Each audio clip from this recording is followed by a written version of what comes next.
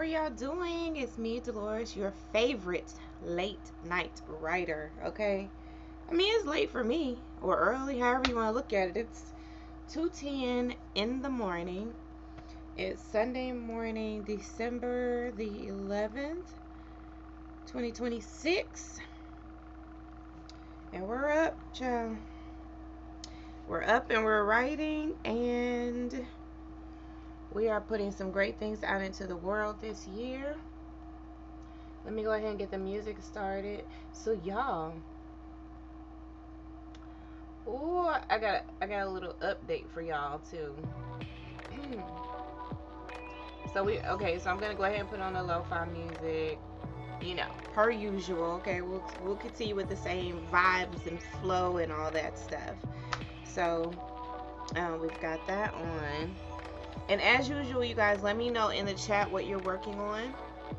I'm your accountability partner. You're my accountability partner. So, as long as we know what each other is doing, kind of loosely, we could just be like, hey, girl, how's your book going? How's your poetry going? Just something to, kind of familiarize ourselves with each other and what we're trying to accomplish. So, if you feel like it, put it in the chat and let us know. We sending you some good creative vibes and good energy for this session. And just to give you guys just a little lay of the land, if you're new here, we do 15-minute writing stints, and so we write for 50 minutes, for 10 minutes. Oh shoot, speaking of which, okay, for 10 minutes we do some type of movement. Usually I get right here on this vibration plate and I'll talk to y'all and let y'all know what I did, any type of information I got, anything good I want to tell y'all, I'll tell y'all during those breaks. So it's a quiet stream, so for 50 minutes we're not talking or anything like that, but you're welcome to put, if you have any questions or comments or anything, you're welcome to put that in the chat. And then on our breaks, then we'll take a look at it. We'll chat and talk about whatever you had in whatever you put in the chat. I say breaks, but they're not really breaks. It's a movement break, right? So instead of like just sitting still for long periods of time, we get up, kind of shake it out a little bit. So for these 10-minute breaks or movement breaks, you can dance, if you have a vibration plate, you get on yours. It's easy because it's set for 10 minutes. That's why I like to do it too. Plus, I just really like this vibration plate, but it makes it easy when the timer goes off in 10 minutes anyway. So yeah, and what I usually do is just go to another screen once we get ready and do a 50-minute countdown, so we stay, kind of stay on task as far as our timeline is concerned. Because I think it's important for us to be productive, but it's also important for us to keep our bodies moving, not just sit sedentary for too long. So that helps me because I have fibromyalgia pain and lupus and stuff, and to get up and move does my body good. So I'm hoping that it does your body good too. Oh yeah, okay, so let me tell y'all what came in the mail today, y'all. Okay, so y'all know we have these labs, the Tell Your Truth Daughter labs, right? These are live writing sessions. Guess what came in the mail today? And y'all, this is kind of dark, okay? I didn't know it was gonna be this dark, but this is the Tell Your Truth Daughter, the very first. This is part 1.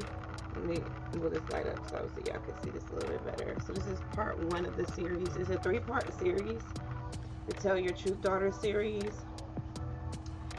And this one is how to write the memoir you were never meant to tell. So this is the first part of the Tell Your Truth Daughter series. So I wanted to go ahead and get like some hard copies of this book, but once you join the community, then this will be something that you have a digital copy of. So this is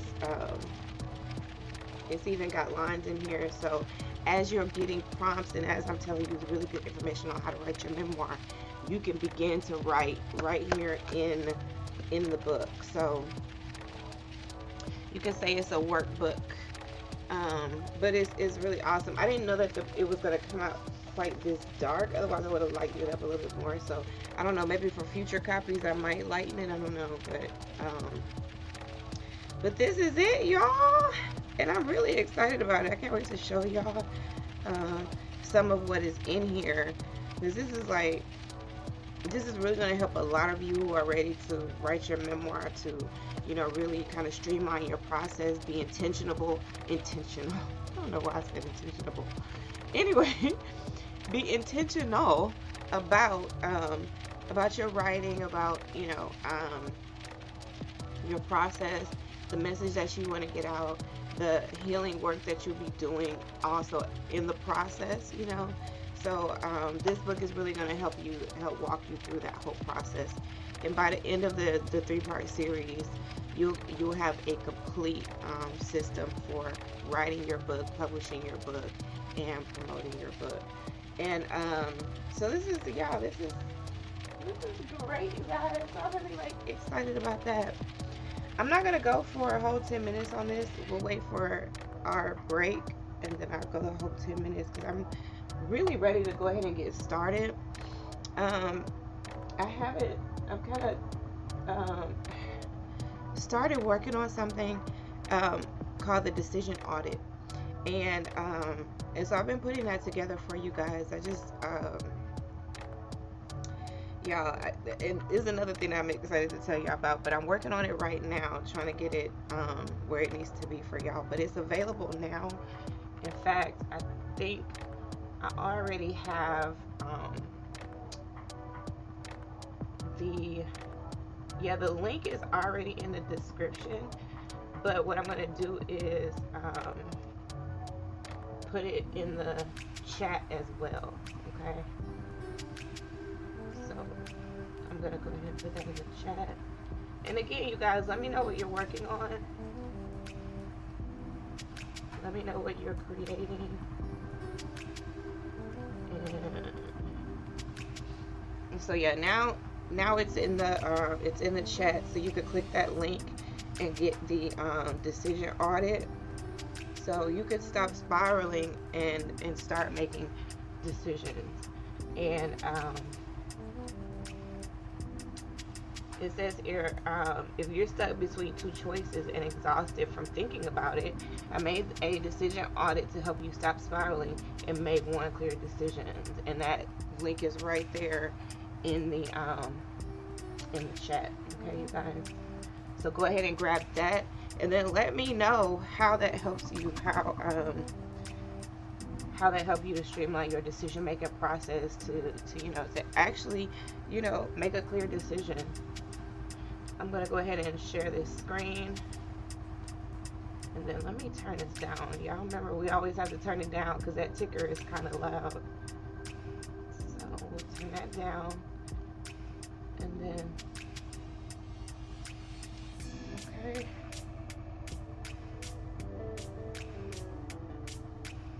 Let me see. They've got this new feature on here, and I wanna try it and see. Okay, never mind. It's not letting me change anything right now since we're already live. Okay, you guys, let's go ahead and, we got about 3 minutes left, so I'm ready to go ahead and get started. So yeah, let's go ahead and get started. Again, in the chat, let me know what you're working on, and let's get to writing.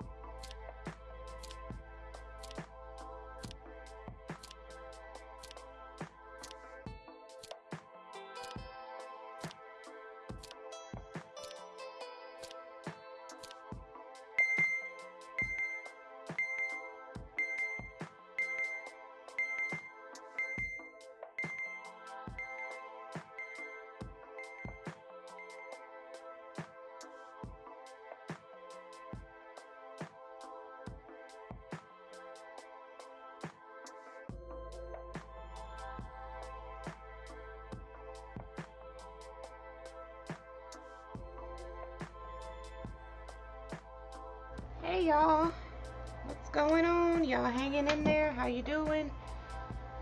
Let me see.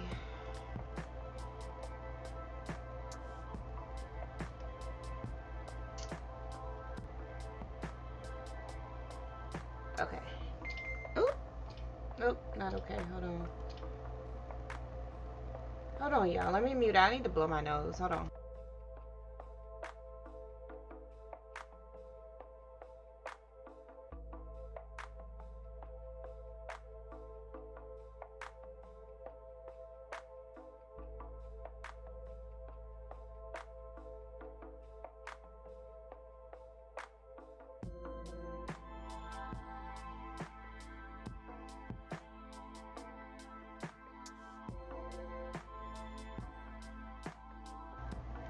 All right, y'all, I'm back. How was that? How was that last session?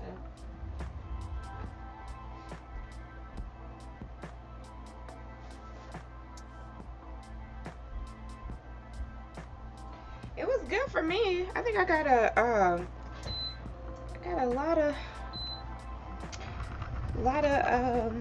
you know, good ideas, some good flow going.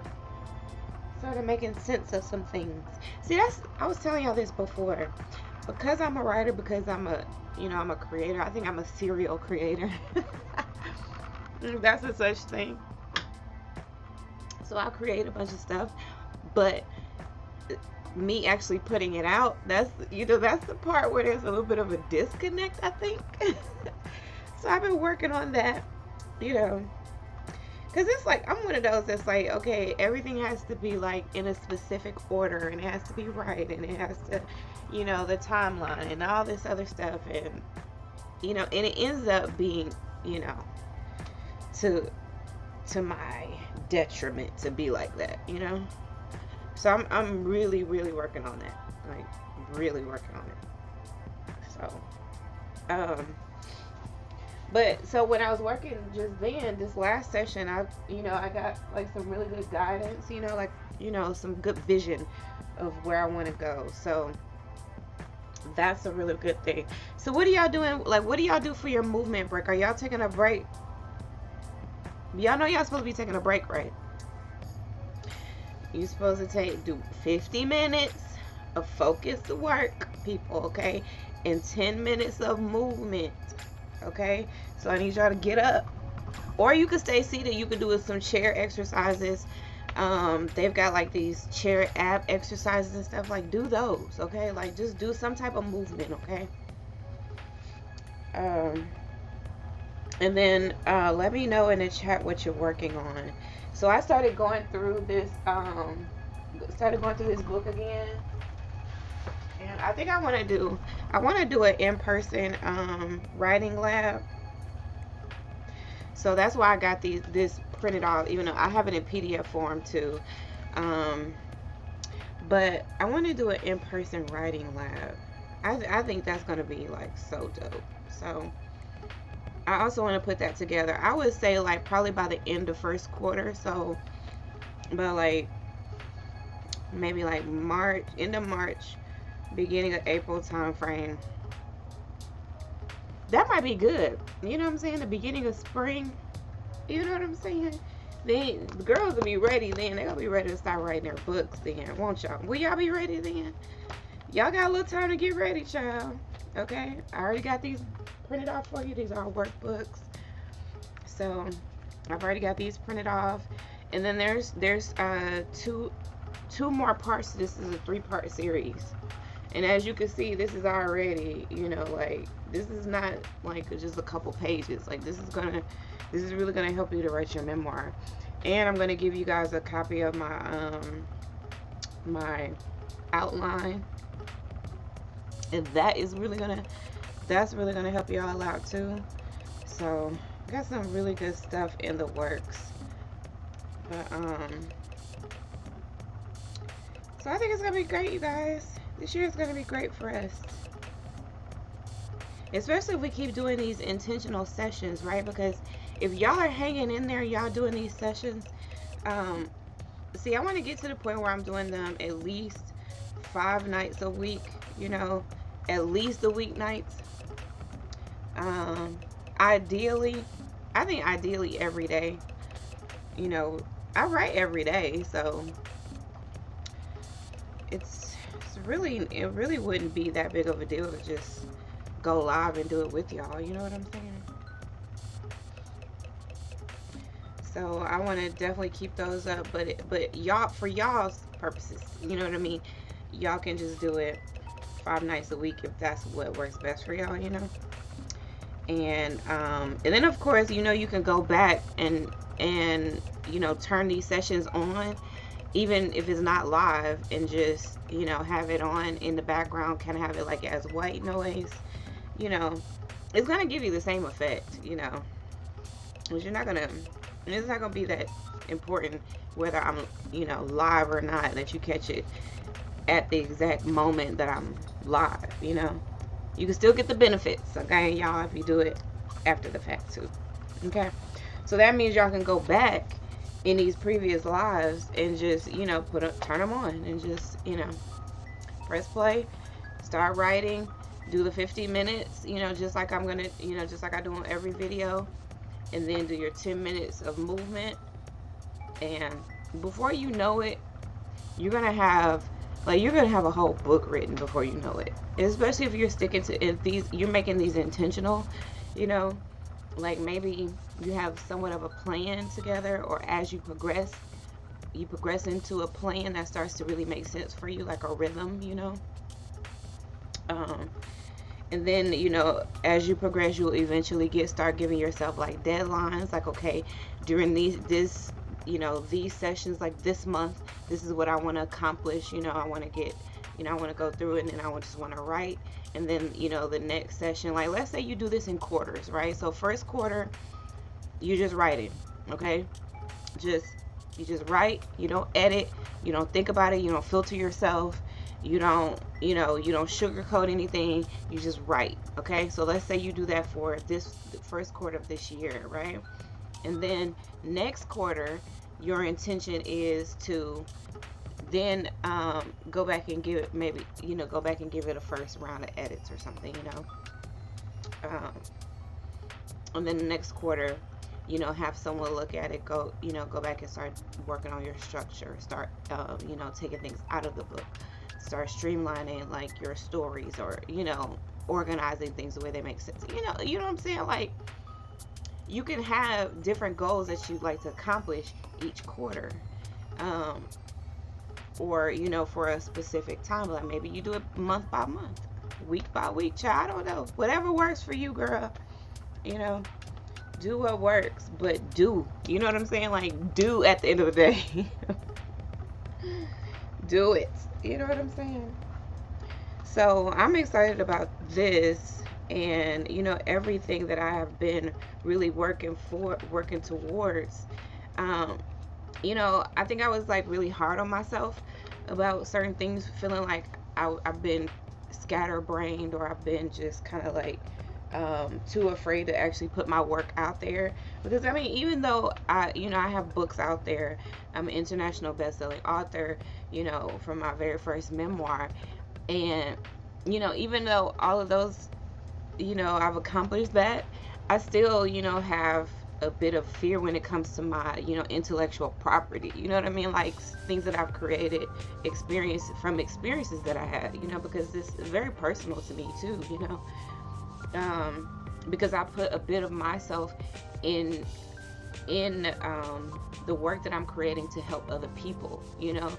So there's still that element there of, you know, putting a bit of myself in there, and then just, you know, presenting my work like, okay, this is what I've created, you know, and then, you know, seeing how it really helps people, and you know, seeing the transformation and all of that stuff. I mean, it's just like, it's a little bit of a, you know, like a little pressure, you know, but like just trying to navigate that, because I know a lot of the pressure that I feel is in my own head, you know.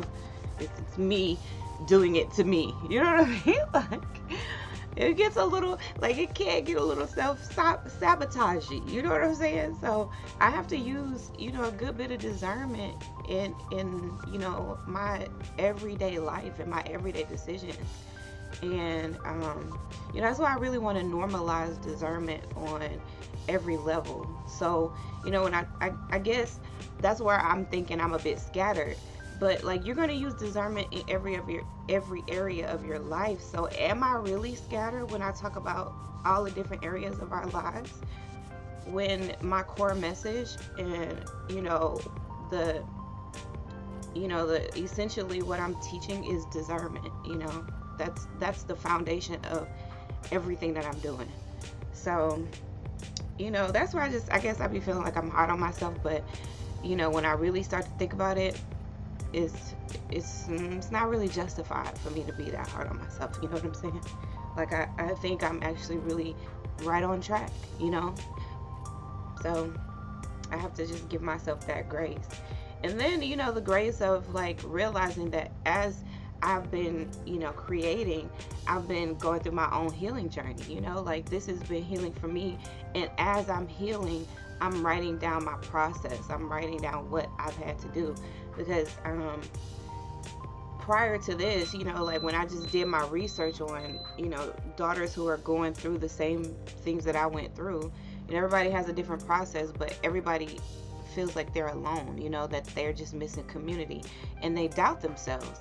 And those are the two things that I know that I can provide is, help with your discernment so that you can stop doubting yourself, you can start trusting yourself again, and community. I can bring women together, discerning women, so that we can come together and support each other in that journey. And those are the two things that's my thing. So all right, y'all, let's get back started. Our 10 minutes is up, honey. So here we are again. Let me go back, make sure I got that started exactly where it needs to be. All right, y'all, let's get back writing.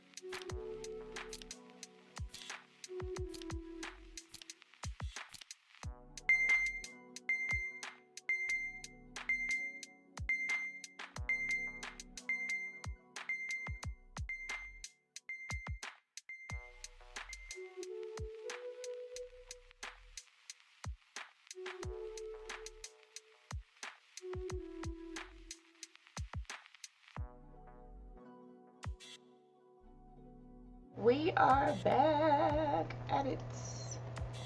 Oh no, well, back on our break. Back to have a little chit chat about what just happened in that last session. All right, how was that last session for y'all? How was it? How did y'all do? It was great for me, you guys. It was great. Okay, because after the last time we talked, I had another idea, and I just created a what I call the decision audit. As you guys know, I am a discerner, and that's what I help daughters do, to make decisions, to stop spiraling, to stop second guessing themselves, to trust themselves. And sometimes you just need a little bit of a framework, right? You just need something to help you streamline your decision making process. You know, you just need to ask yourself a series of questions, you know, guided questions, where it's like, okay, by the time I'm done answering, let's say there's 5 questions, you know, now I know, and I'm more confident, and I have more clarity about the decision that I need to make.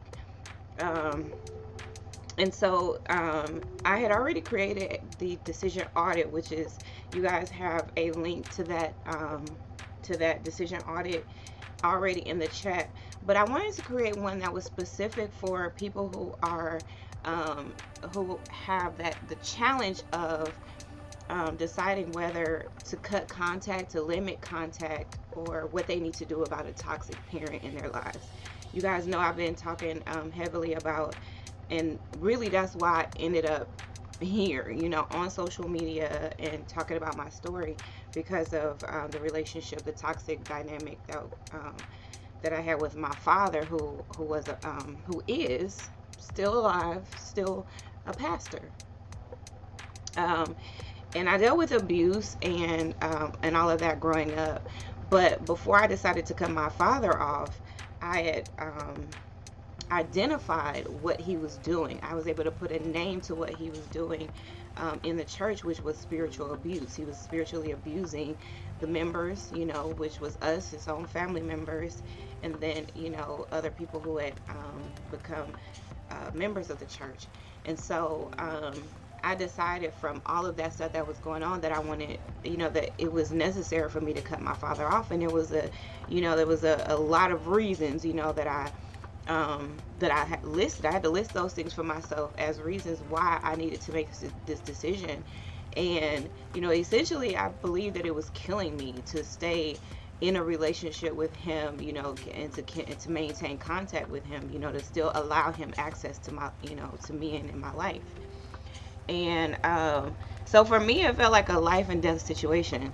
And so based on that, I started to, write down and start to keep records. I kept recordings, documents, all of the things that I needed to help ease the guilt, that I felt for cutting my father off, or for even thinking about doing it, for thinking about leaving the church, and just really for putting myself first in the decision to, to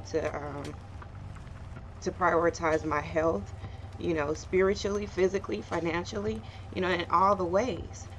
And so, like I eventually, after years and years and years of really like toiling over this decision, I finally made the decision. And of course it wasn't easy, and it's come with its challenges, and it continues to be a challenge, to be honest, because it everything in you doesn't want it to be this way. I think some people who don't really know, who have never had a toxic parent, who don't know that dynamic of experiencing abuse, even into adulthood, they'll never really be able to grasp and appreciate the anguish, the absolute anguish you feel for just even thinking about, much less actually making the decision, but just even thinking about the decision, is like, it just like tortures your whole soul.